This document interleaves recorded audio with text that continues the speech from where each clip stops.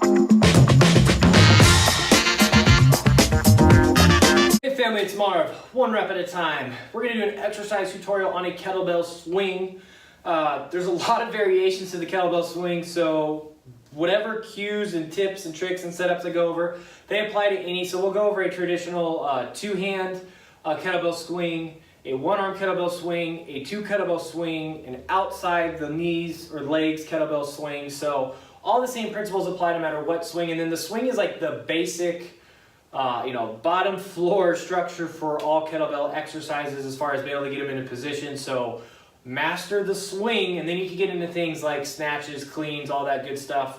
But start with the swing. It is a hip hinge movement. So real quick on the side, there's two big mistakes I see. One is people will squat down. No, it's a hip hinge. So it's like a remaining deadlift, a rack pull, a traditional deadlift. Hip hinge means karate chop yourself at the waist, hips come back that way. You can see on the side, I have that straight back angle, okay? So if we go down, you're gonna round your low back, you're gonna get in trouble. So in theory, when we're doing this, you should, if somebody was gonna hold a stick to you, the hip hinge, okay? It's all in alignment. It's between my butt, the middle of my shoulder blades, and the back of my head. So this is the hinge, right? Hips have to come back. My hips don't come back and I'm round. See how now the stick loses contact with my butt, my low back? That's not what we want. So it is a hinging movement. So first and foremost, hinge. Hinge, hinge, hinge.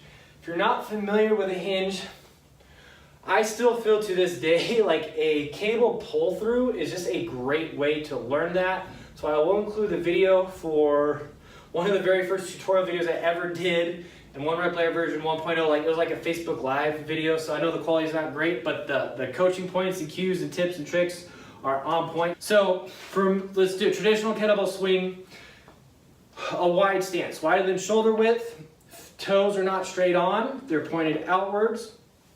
Now there's two schools of thought of where you start the kettlebell. One school of thought is we start it in front of us, so then you could initiate the movement by pulling down with your lats, your back, to get it back here, because the swing is this movement right here. The other school of thought, the one that I like, is you start the kettlebell from behind you. So on the side or the angle view, you can see I now have to reach behind me, which is gonna force my hips to come back. It's just like the pull through idea. So now I load up my hamstrings and my glutes, and the power comes from your hips, not from your arms. So that is the second mistake I see. Folks will just try and muscle with their arms. It is a hip hinge, glute and hamstring power movement. So I come back behind, I load everything up, and I breathe out, down. That's the movement. Okay? Now we don't need to have the hands come all the way up here. And gentlemen, you are playing chicken with you know what. So I don't want you to start hinging when the weight's still out here. I want the hands to almost hit before you start to hinge back.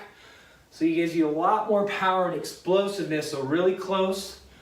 Boom. So that you're essentially playing chicken, like I said. And then what I like to teach with folks to make sure they're not really muscling it up, with their shoulders and maybe some of their chest, is squeeze oranges under your armpits. It engages your lats. It's the cue we've used for deadlifts, for squats, for rack pulls. So squeeze oranges under your armpits. It's a lot easier when you're doing a two-arm version on a single kettlebell. So once again, wider than shoulder width stance, toes pointed out. It's a hip hinge. Butt has to go back. I load everything up.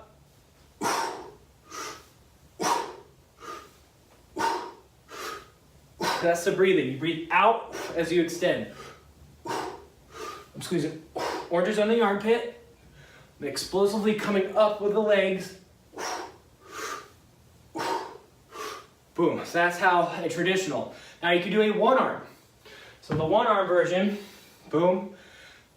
You can keep your arm out here. I believe kettlebell enthusiasts like that. You can put it on your side, you can put it on your leg. I like to put it on my side personally, so I load everything up. It's a little bit harder to keep the oranges squeezed under that lone armpit, but I still want you to use that. Load it up, and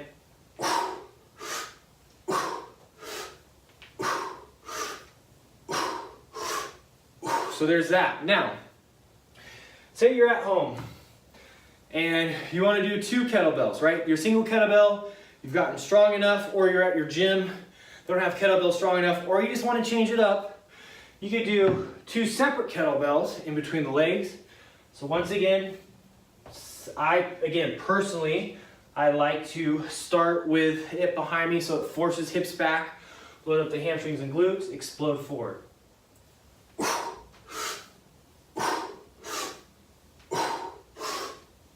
Okay, another thing you could do is a close stance, shoulder width stance, feet pointed directly ahead, and you're gonna, now your arms, a little winded.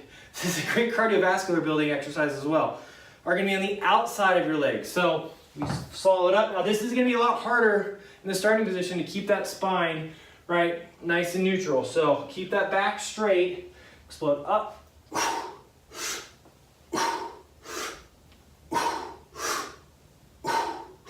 Keep tension under the armpits. Now this is more advanced for sure than between the legs. I would start though with your traditional 2 hands on 1 kettlebell in between your legs, then go to a 1-arm version, then the 2 kettlebell version in between your legs, and then you could try the kettlebells outside your legs. This is the basic structure for the majority of kettlebell lifts. So even if you're doing a clean or a press or a snatch or whatever, I mean, you've got to be able to get the kettlebell from off the ground up. So that's when you just get in your stance, bring it up, and then you can do your press, your clean, your snatch, whatever you're gonna do. But that's the basics of kettlebells, okay? They're awesome because small area, I'm still breathing super heavy, really challenging, loads of power, explosiveness. They're really good for complexes, so that's how I want you to kettlebell swing, 1 rep at a time.